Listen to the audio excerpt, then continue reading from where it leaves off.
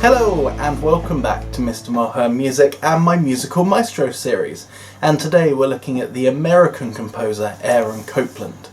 And your objectives for today are simply this: to be able to create a piece of art from a piece of music.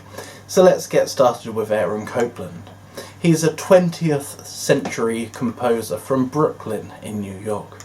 He was born on the 14th of November 1900 and died on the 2nd of December 1990. And his major works include Rodeo.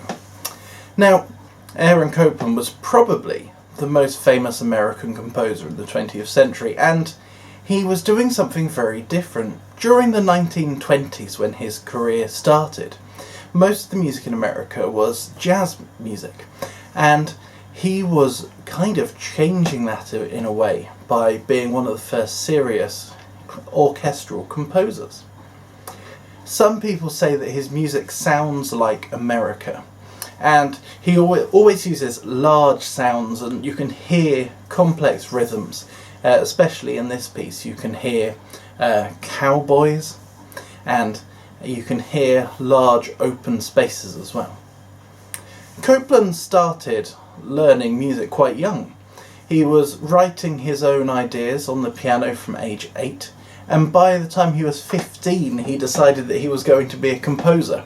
So he went off to Paris to study, and then when he had finished his study he returned home and began writing in different styles, so symphonies, film scores and ballets. He was also a teacher for a while, a great teacher, and was always really keen to support young composers.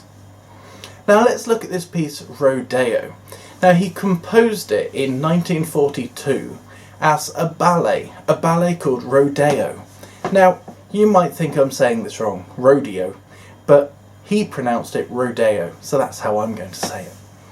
The piece is really dramatic and takes us right into the life of the cowboys and cowgirls in the American West.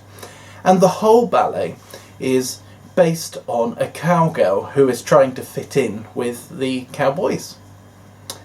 It sounds like all good cowboy films. The music is just spot on. We're going to focus on just one section, and that's the Hoe Down section, probably the most famous section of all. And I'm not really going to explain it because I want you to come up with what you think the story is. But I do want you to listen out for the percussion in this piece, because it's used all the way through. So how many different percussion instruments can you hear in this piece? That's your first task. So we're going to listen to the piece all the way through, and 3 questions. So the first one I've just explained is, how many different percussion instruments can you hear in this piece? The second question is, the music changes a lot in this piece. Can you identify one point where the music changes to show a change in the story? Now, I haven't told you the story, so it's up to you to listen to it and imagine the story and work out what all those different changes are. So that's your first question. Your second question. Your third question, your last question is, do you like this piece of music? Yes or no? And the most important part of that is, why? When you've answered those 3 questions, I'd like you to do a creative response. I want you to create a piece of art based on what you've heard. So you could pick a part of the story and make a piece of art for that, or you could do the whole story as you think you've heard it and create a piece of art. You can sketch it with pencil, you can colour it in, you can paint it, you can do whatever you want to do for this piece of music. So it's over to you.